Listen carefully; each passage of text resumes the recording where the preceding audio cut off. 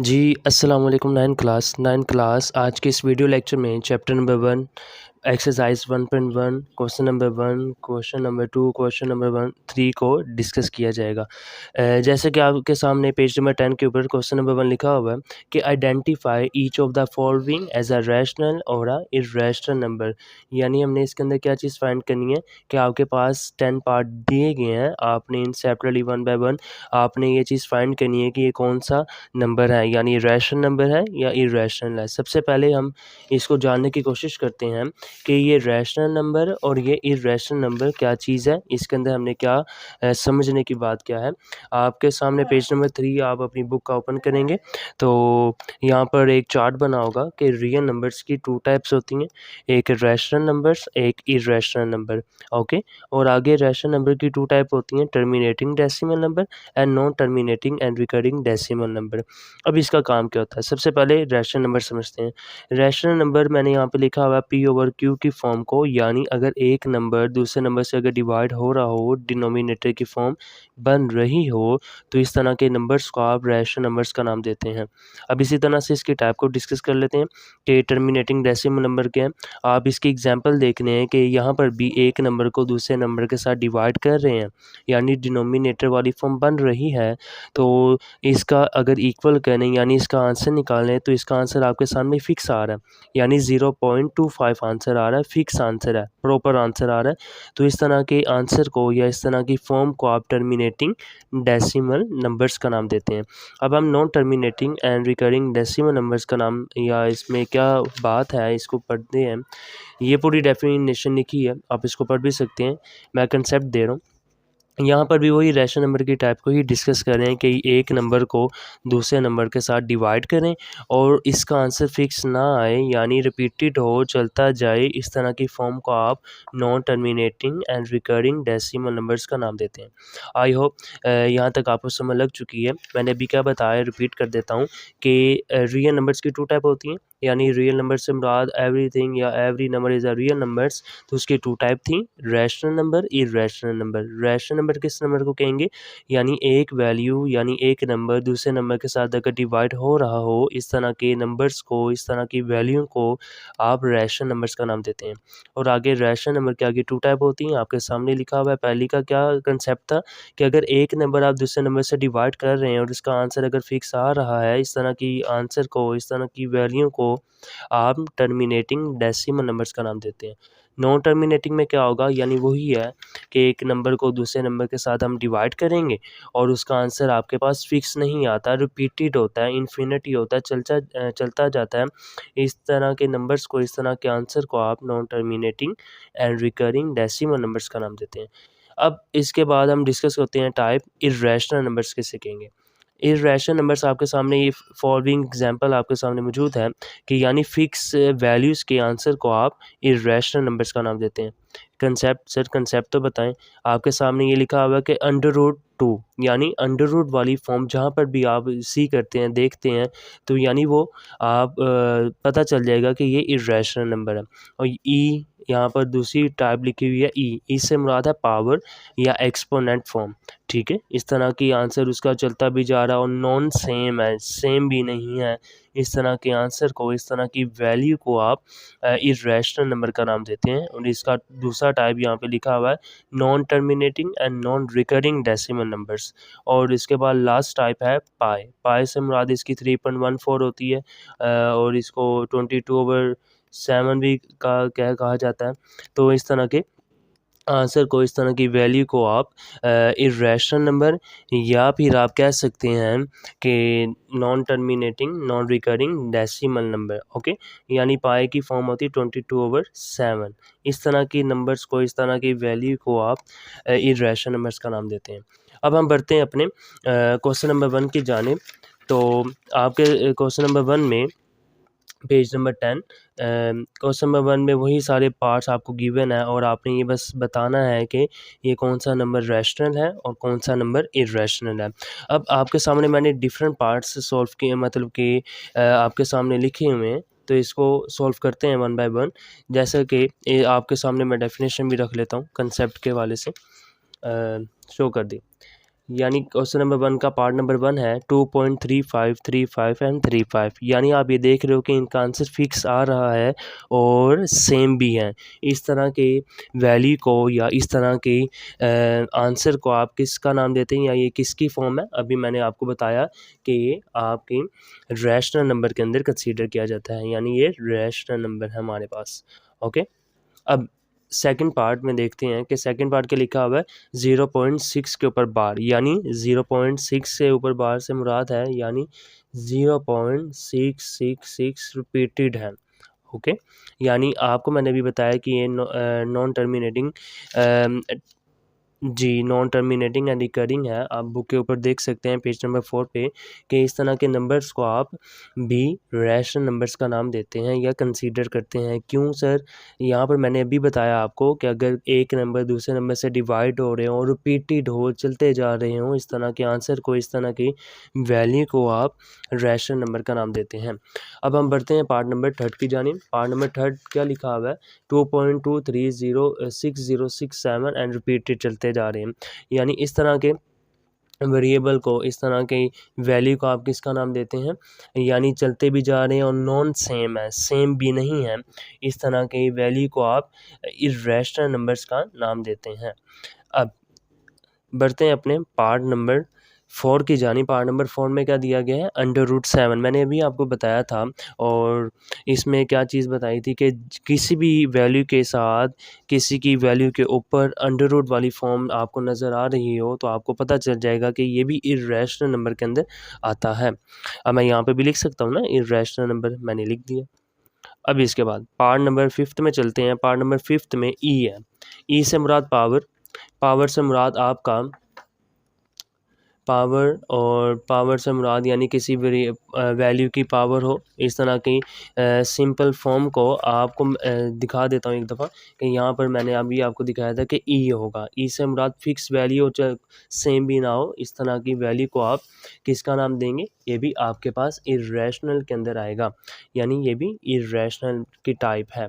मैं यहाँ पे लिख देता हूँ इर्रेशनल नंबर्स हैं ये हमारे पास। ओके, अब इसके बाद क्या करेंगे?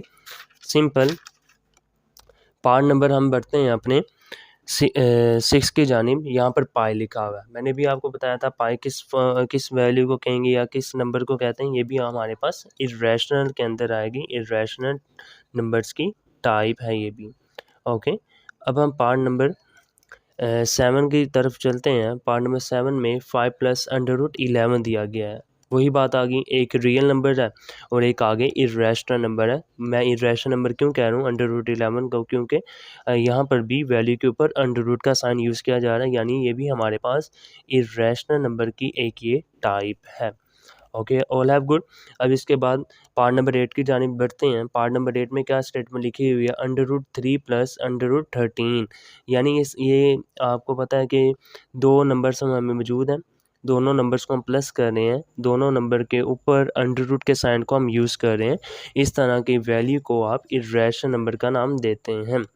ओके, अब हम पार्ट नंबर 9 की जानिब बढ़ते हैं। पार्ट नंबर 9 में क्या गिवन है हमें? पार्ट नंबर 9 में एक नंबर यानी P और वो डिवाइड हो रहा है Q के साथ। इस तरह के नंबर्स को हम, आपको पता है, रैशनल नंबर का नाम देते हैं या ये रैशनल नंबर की एक टाइप है, यानी फ्रैक्शन नंबर है। ये हमारे पास रैशनल नंबर के अंदर कंसीडर किया जाएगा।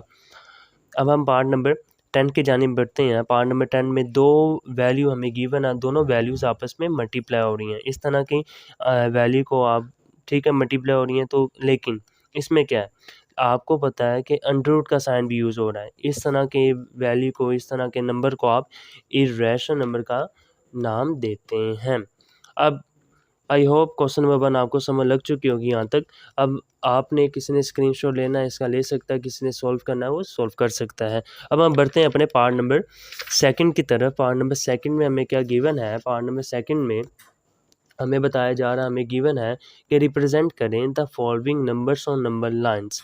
यानी आपके पास डिफरेंट पार्ट्स मौजूद हैं, आपने इन डिफरेंट पार्ट्स को 1 बाय 1 नंबर लाइन के ऊपर रिप्रेजेंट करना है। सर जी अब ये किस तरह से करते हैं या नंबर लाइन होती क्या है, तो आपको वन बाय वन कंसेप्ट आपके क्लियर करता जाऊंगा, वन बाय वन आपके जो क्वेश्चंस होंगे उसको क्लियर करते जाएंगे। अब हम बढ़ते हैं पार्ट नंबर 2 की जानिब, क्वेश्चन नंबर 2 की जानिब। क्वेश्चन नंबर 2 में मैंने यहाँ पे आपके सामने स्टेटमेंट लिखी हुई है कि रिप्रेजेंट करें, represent numbers on number line. पहला पार्ट आपके सामने मैंने लिख दिया है √2। अभी √2 को किस तरह से नंबर लाइन क्या होती है, नंबर लाइन के ऊपर किस तरह से हम रिप्रेजेंट करेंगे, ये हम बात को अभी डिस्कस करते हैं। ओके, सिंपल सॉल्व करते हैं कि ये नंबर लाइन क्या है, क्या चीज़ है ये। एक आपके पास सबसे पहले आपको क्या पता होना चाहिए कि ये नंबर आपके पास रैशनल है या इरेशनल है। अभी आपको बताया कि एक वैल्यू के ऊपर अगर अंडररूट का साइन आप यूज़ करोगे तो वो आपके पास इरेशनल नंबर की एक टाइप होती है। और आप अगर कैलकुलेटर के ऊपर √2 लिखें और उसका आंसर मैं आपको यहाँ पे लिख देता हूँ 1.4, आगे सम वैल्यूज़ लिखी जाएंगी या चलती जाएंगी। आपने बस ये याद रखना है, मैं जब भी नंबर लाइन को आप बताऊं या कुछ भी वैल्यू आपके सामने रखूं तो आपने उस नंबर को पहले बताना है कि ये कौन सी टाइप है, टाइप के बाद उसका कैलकुलेटर के ऊपर आपने आंसर निकाल लेना है। आंसर कैसे निकालेंगे सर, आपने पॉइंट से पहले वाली वैल्यू और पॉइंट के बाद वाला वैल्यू या नंबर ले सकते हो और कोई नंबर नहीं लेना आपने, ठीक है। अब इसके बाद हम नंबर लाइन देखते हैं। नंबर लाइन क्या है, सिंपल आपने एक एरो बना दें या एक लाइन ड्रॉ कर दें, ठीक है। लाइन है ना नंबर लाइन, यानी एक लाइन ड्रॉ कर देते हैं, एरो का साइन एक लेफ्ट साइड और एक राइट साइड, यानी लेफ्ट हैंड साइड और राइट हैंड साइड, ठीक हो गया। अब हम सेंटर में 0 रख देते हैं, सेंटर में 0 आ गया। अब 0 से राइट हैंड साइड पे आपके पास सारे के सारे नंबर्स आपके पास पॉजिटिव होंगे, यानी 1 होगा, 2 होगा, 3 होगा और आगे 4, जितने मर्जी आप नंबर ले सकते हैं, लेकिन आपने वो आंसर आपने कंसीडर करना ही करना है। यानी 0 से लेकर राइट हैंड साइड पे आपके पास सारे पॉजिटिव नंबर, 0 से लेकर लेफ्ट हैंड साइड पे आपके पास सारे नेगेटिव नंबर। ओके, अब 0 से लेफ्ट हैंड साइड अगर जाएं तो वहाँ पर हमारे पास -1, -2, -3, -4। अब आप कहेंगे सर जी यहाँ पे आपने 4 ले लिया, अगर मैं यहाँ पे 5 भी ले लेता हूँ, फर्स्ट करें यहाँ पे 5 ले लिया, आप कहेंगे सर जी आपने पॉजिटिव नंबर्स 5 लिए हैं और नेगेटिव नंबर्स 4 लिए हैं, इसका क्या रीज़न है। तो यहाँ पर कोई इशू नहीं आता, आप कोई भी नंबर ले सकते हो, लेकिन बस आपने उस आंसर को रिप्रेजेंट करना बस, और कुछ भी नहीं करना, जितने मर्जी नंबर लें। अब आप ये देखें, आपसे मैं पूछता हूँ या मैं बता देता हूँ आपको कि पॉइंट से पहले कौन सा नंबर लिखा हुआ है, पॉजिटिव है ना। अगर किसी के साथ कोई साइन नहीं होता यानी वो पॉजिटिव नंबर होता है। अब यहाँ पर आपके सामने नज़र आ रहा है पॉइंट से पहले 1 है, यानी पॉजिटिव 1 है। तो आपके सामने पॉजिटिव 1 किधर नज़र आ रहा है, मुझे तो यहाँ पर नज़र आ रहा है 0 के बाद राइट हैंड साइड पे अगर जाऊँ ये पॉजिटिव 1 है। इसको थोड़ा मैंने हाईलाइट कर लिया। अब पॉइंट के बाद देखें, पॉइंट के बाद कौन सा नंबर है, 4 नंबर है, पॉइंट के बाद 4 है। ओके, अब यहाँ पे 4 तो मेरे पास ये आ रहा है, लेकिन आपने इसको लाइन नहीं हाईलाइट नहीं करना।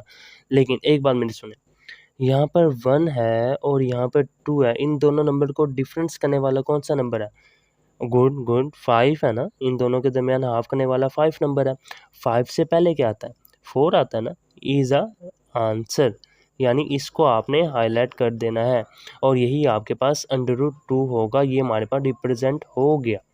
इजी था ना। यहाँ पे मैंने क्या किया, एक दफ़ा रिवाइज कर देता हूँ। सबसे पहले आपने इस वैल्यू को, कोई भी वैल्यू हो, आपने उसकी टाइप निकालनी है कि ये रैशनल है या इरेशनल है। उसके बाद टाइप निकालने के बाद आपने उसका आंसर भी निकाल लेना है कैलकुलेटर के ऊपर। आंसर निकालने के बाद क्या क्या वैल्यू लिखेंगे, पॉइंट से पहले वाला नंबर और पॉइंट के बाद वाला नंबर। उसके बाद एक नंबर लाइन ड्रॉ करेंगे, ड्रॉ करने के बाद जो हमारे पास पॉइंट से पहले वाली वैल्यू होगी उसको आपने ढूंढना, उसको हाईलाइट कर लो। उसके बाद जो पॉइंट के बाद वाली वैल्यू होगी उसको आपने ट्रेस कर देना। Is a simple. Okay, all have good good. अब हम बढ़ते हैं अपने पार्ट नंबर 2 की जानिब। क्वेश्चन नंबर 2 क्या गिवन है हमें, √3। √3 ये कौन सी टाइप है बच्चों, ये हमारे पास इरेशनल नंबर की टाइप है ना। और आगे ये इसका आंसर क्या आता है कैलकुलेटर के ऊपर, 1.73 एंड सो ऑन, चलता जाएगा, ठीक है। अब हम नंबर लाइन ड्रॉ कर लेते हैं, सिंपल था, वही बात सारी करेंगे जो मैंने अभी आपको समझाई, सारी की सारी वही बात है।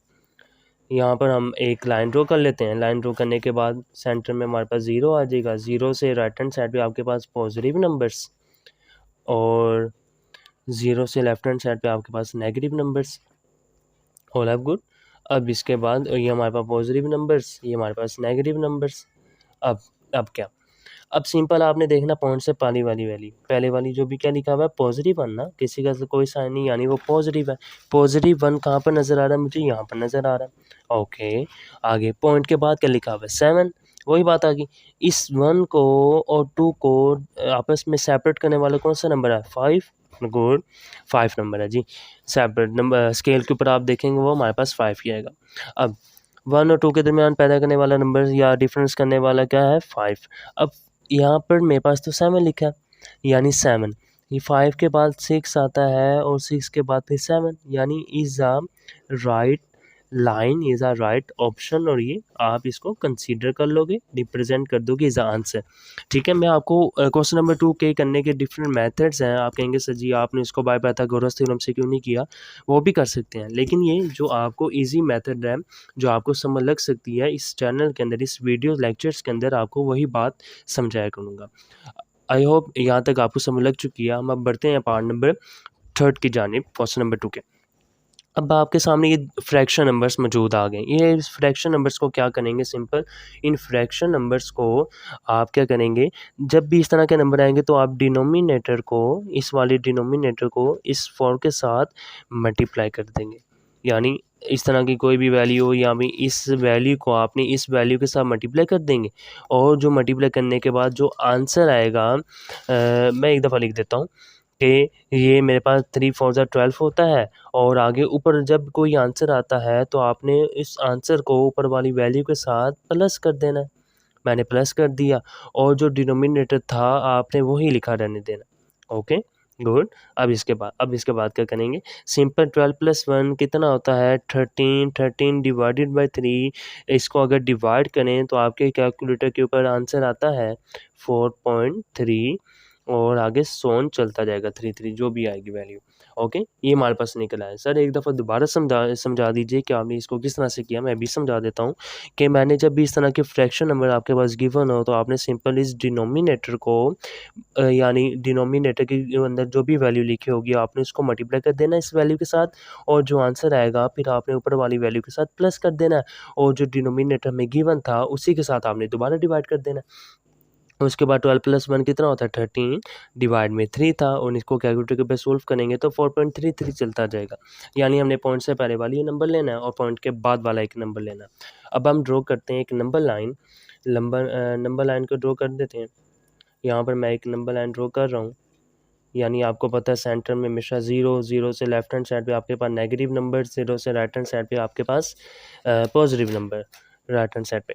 अब यहाँ पे लिखता हूँ पॉजिटिव नंबर्स 1 2 3 4 और आगे 5, यहाँ पर -1 -2 -3, ये हमारे पास पॉजिटिव नंबर्स, ये हमारे पास नेगेटिव नंबर्स। अब क्या करें, अब ये देखो पॉइंट से पहले वाले क्या वैल्यू लिखी हुई है 4, तो मुझे 4 कहाँ पर नज़र आ रहा है, और कौन सा 4 है, पॉजिटिव 4 है नेगेटिव 4 है जी। आई गए, ये आपने ठीक बताया कि यहाँ पर पॉजिटिव 4 है, तो मैं ये पॉजिटिव 4 को हाईलाइट कर दूंगा, ये मैंने हाईलाइट कर दिया। और आगे क्या वैल्यू लिखी हुई है पॉइंट के बाद, मेरे पास पॉइंट के बाद जो वैल्यू लिखी हुई है वो मेरे पास लिखी हुई है 3। अब मुझे 3 यहाँ पर तो आगे नहीं ना कहीं नज़र आ रहा, पीछे आ रहा है ना नज़र, तो मैं उसको हाईलाइट नहीं करूँगा, क्या करूँगा आप देखना। अब वही है, एक नंबर को दूसरे नंबर के दरमियान डिफरेंस पैदा करने वाला क्या एक वैल्यू है 5। अब 5 से पहले 3 आता है ना, अब वही 4 फिर 3 is a right option, is a right answer, is a right line to represent by 4 1/3। ये हमारे पास सॉल्व हो गया। आई होप यहाँ तक आपको समझ लग चुकी है। अब हम बढ़ते हैं अपने पार्ट नंबर 4 की जानिब। पार्ट नंबर 4 में भी वही आपके पास वैल्यू गिवन है। अब हम इसमें भी वही इसी तरह से मेथड सॉल्व करते हैं कि क्या करेंगे, सिंपल डिनोमिनेटर को कोई भी वहाँ पर वैल्यू लिखी हो, आपने सिंपल इस डिनोमिनेटर को इस ऊपर वाली वैल्यू के साथ मल्टीप्लाई कर देना है, और जो आंसर आएगा उसको फिर ऊपर वाली वैल्यू के साथ प्लस कर देना है। ओके, अब हम कर लेते हैं। मल्टीप्लाई करने के बाद हमारे पास आंसर आएगा जी -14, और ऊपर वाली वैल्यू के साथ प्लस करना है, यानी +1 डिवाइडेड बाय 7। ओके, आगे इसको सॉल्व करेंगे तो हमारे पास क्या आंसर आएगा, -14 + 1 इज़ अ -13 डिवाइड में हमारे पास 7 था। आगे इसको कैलकुलेटर के ऊपर सॉल्व कर लेते हैं। कैलकुलेटर के ऊपर मैंने सॉल्व किया तो मेरे पास अभी आंसर आ रहा है -4.3, आगे सोन चलता जाएगा, यानी -4.3 आ गया। यानी अभी हमने ऊपर देखा था कि हमारे पास क्या आ रहा था 4.3 एंड समथिंग, अब ये -4, अब वो उल्टा चलेगा, होगी नंबर लाइन वैसी ही लेकिन बस नेगेटिव में आके। अब मैं यहाँ पे नंबर लाइन ड्रॉ कर देते हैं। एक नंबर लाइन मैंने ड्रॉ कर ली, इसको सेंटर में हमारे पास 0, आगे +1 +2 +3 +4, यहाँ पे -1 -2 -3 -4 और आगे -5। अब यहाँ पर क्या करेंगे, अब -4 मुझे वैल्यू में पॉइंट से पहले गिवन है। अब ये -4 को मैं ढूंढूंगा, मेरे पास यहाँ पर -4 है और 4 और 5 के दरमियान डिफरेंस पैदा करने वाला 5 नंबर है, और 5 से पहले 3 4 आता है और 4 से पहले 3 आएगा, यानी यहाँ पर हमारे पास ये अप्लाई होगा ये लाइन। और मैं इसको यहाँ पर लिख सकता हूँ कि सिंपल, इसको लिखा ही हुआ है हमारे पास, यहाँ पे लिख दें एक दफ़ा -4.3 इज़ रिप्रेजेंट कर दिए मैंने इसी नंबर को, इस फॉर्म में लिख सकते हैं या इस फॉर्म को आप इस नंबर से में भी लिख सकते हैं। सिंपल मैंने रिप्रेजेंट करना है बस। अब हम बढ़ते हैं अपने पार्ट नंबर 5 की जानिब। पार्ट नंबर 5 में हमें क्या गिवन है, पार्ट नंबर 5 में हमारे पास फ्रैक्शन नंबर ही है लेकिन 5/8। क्या है, 5/8। अब इसको सबसे पहले आपको पता है, इसको कैलकुलेटर के ऊपर सिंपल आप सॉल्व कर लें तो इसका क्या आंसर आएगा, 5 डिवाइडेड बाई 8 करो तो मेरा अभी शो कर रहा है कैलकुलेटर 0.625 इज आंसर। ये है 625 फिक्स आंसर है, यानी ये रैशनल नंबर है। रैशनल नंबर की कौन सी टाइप है, टर्मिनेटिंग। गुड गुड, यहाँ तक आपको समझ लग चुकी है। अब लाइन ड्रॉ कर लेते हैं। लाइन ड्रॉ करने के बाद यहाँ पर सेंटर में हमारे पास क्या आएगा, 0 और आगे 1 आगे 2 आगे 3 पॉजिटिव, और यहाँ पे -1 -2 -3। अब देखें, अब पॉइंट से पहले हमारे पास क्या वैल्यू है, क्या नंबर है, 0। अब मुझे कहाँ पर 0 नज़र आ रहा है, एक ही तो 0 लिखा हुआ नंबर लाइन में, ये उसको हाईलाइट कर लो। इसके बाद पॉइंट के बाद क्या लिखा हुआ है, पॉइंट के बाद मेरे पास 6 लिखा हुआ है, यानी पॉइंट के बाद मुझे यहाँ पर तो 6 तो मैंने लिखा नहीं, होगी मेरे से मिस्टेक। ये मिस्टेक नहीं होगी, आपको पता है 0 और 1 के दरमियान डिफरेंस करने वाला 5 नंबर है, 5 के बाद क्या आता है, 6 ना। ये 6 को आप हाईलाइट कर देंगे और इज़ आंसर, इसको मैंने रिप्रेजेंट कर दिया। अब आप कहेंगे सर जी ये 25 किधर गया, फिर अगर फिक्स आंसर आया है तो वो 25 किधर गया। मैंने बस अभी आपको बताया था, आपने बस ये नोटिस करना है पॉइंट से पहले वाली वैल्यू और पॉइंट के बाद वाली वैल्यू, बाकी इसका कोई इशू नहीं होता, ये आपके पास रिप्रेजेंट हो चुकी है। अब हम बढ़ते हैं पार्ट नंबर 6 की जानिब। पार्ट नंबर 6 में भी हमारे पास क्या, वही फ्रैक्शन नंबर की बना जी। तो अब हम इसमें क्या करेंगे, सिंपल यहाँ पे इस डिनोमिनेटर को ऊपर वाली वैल्यू के साथ मल्टीप्लाई करें, जो आंसर आएगा फिर उसके साथ प्लस कर देंगे। सिंपल करके देख लेते हैं। 4 2 ज़ार 8 और 8 + 3 और डिवाइड में डिनोमिनेटर ही आएगा, इसको आगे सॉल्व कर लेंगे तो हमारे पास आंसर आएगा 11/4। इसको दोबारा आगे कैलकुलेटर के ऊपर सॉल्व करते हैं तो मेरा कैलकुलेटर शो कर रहा है 2.7 और 5 फिक्स आंसर है ना, ये मेरे पास आंसर शो कर रहा है। सिंपल हम नंबर लाइन ड्रॉ कर लेते हैं। नंबर लाइन का मैंने ड्रॉ कर लिया, सेंटर में 0 आता है और आगे पॉजिटिव नंबर 1 2 3 और ये 4 -1 -2 -3। अब पॉइंट से पहले वाली क्या नंबर दिया गया हमें, 2। गुड, 2 हमने थोड़ा हाईलाइट कर लिया और 2 के बाद 7, मैंने 7 तो यहाँ पे लिखा नहीं। गुड, आपको पता चल गया कि हमने पॉइंट के बाद वाला एक नंबर देखना है, 7 है वो तो। अब 1 2 और 3 के दरमियान डिफरेंस पैदा करने वाला 5 नंबर है, 5 के बाद 6 आता है और हमें 7 गिवन था, 7 को हमने हाईलाइट कर लेना जी। और इस तरह के यहाँ पर हमारे पास इसको हमने सॉल्व कर लिया, यानी हमने एक नंबर को रिप्रेजेंट कर दिया यहाँ पर। ठीक है, आई होप आपको क्वेश्चन नंबर 2 के पार्ट नंबर 6 तक समझ लग चुकी होगी। अगर किसी ने इस पूरे पेज का स्क्रीनशॉट लेना है, स्क्रीनशॉट भी ले सकता है। जी 9 क्लास, अब हम बढ़ते हैं अपने क्वेश्चन नंबर 3 की जानिब। क्वेश्चन नंबर 3 में हमें क्या बताया जा रहा है, ये हमने क्या चीज़ फाइंड करनी है, एक्सप्रेस करना है the following as a rational number P/Q where P and Q are integers and Q is not equal to 0। यानी आपके पास डिफरेंट 3 पार्ट्स मौजूद हैं। आपने मतलब कि हमने पीछे डिस्कस किया था कि नॉन टर्मिनेटिंग इसे कहते हैं कि अगर किसी एक नंबर को दूसरे नंबर के ऊपर डिवाइड कर रहे हैं तो उसका आंसर आपके पास फिक्स नहीं आता, चलता जाता है। तो आपके सामने सामने उन्होंने आंसर गिवन दिए हुए हैं नॉन टर्मिनेटिंग के, और आपने उसकी वैल्यू निकालनी है। किस तरह से निकालेंगे? सिंपल। अब हम सॉल्व करते हैं क्वेश्चन नंबर 3, और आपके सामने गिवन मैंने लिखे हुए हैं क्वेश्चन नंबर 3 के पार्ट 1 और पार्ट 2। इसको सॉल्व करते हैं, हम मेरे साथ सॉल्व करते हैं। अब हम सबसे पहले इसको क्या करेंगे? सबसे पहले आपने क्या करना है, आपने सब इस पूरी वैल्यू को लेट कर लेना है। लेट किस तरह से करेंगे सर? सिंपल। यहाँ पर आप सोल्यूशन लिखा हुआ है, सबसे पहले आप लेट करोगे कि आपके पास ये जितनी पूरी की पूरी वैल्यू है ये इक्वल है एक्स के। ओके, 0.4 के ऊपर जो बार है, यानी आप इसको इस फॉर्म में भी लिख सकते हो, 0.444 एंड समथिंग, आगे रिपीटेड वैल्यू चलती जाएगी। अब इसके बाद आपको पता है कि क्या करना है। सिंपल। अब आपने पॉइंट को ख़त्म कर देना है, यानी 0.4 है ना, उसको ख़त्म करोगे तो उसके नीचे 1 आ जाएगा, और आगे 0 जितने डिजिट होते हैं उसके मुताबिक आप 0 लगाओगे। ओके। अब क्या करेंगे? सिंपल। अब आपने 10 को मल्टीप्लाई कर देना है। मल्टीप्लाई कर रहा हूँ मैं, मल्टीप्लाई ऑन बोथ साइड, यानी मैं 10 को मल्टीप्लाई कर रहा हूँ ऑन बोथ साइड में। ओके, 10 को मैंने मल्टीप्लाई कर दिया। अब इसके बाद 10 को मल्टीप्लाई कर दिया, 10 मल्टीप्लाई बाय एक्स, और आगे 10 को मल्टीप्लाई कर दिया 0.4 के ऊपर बार।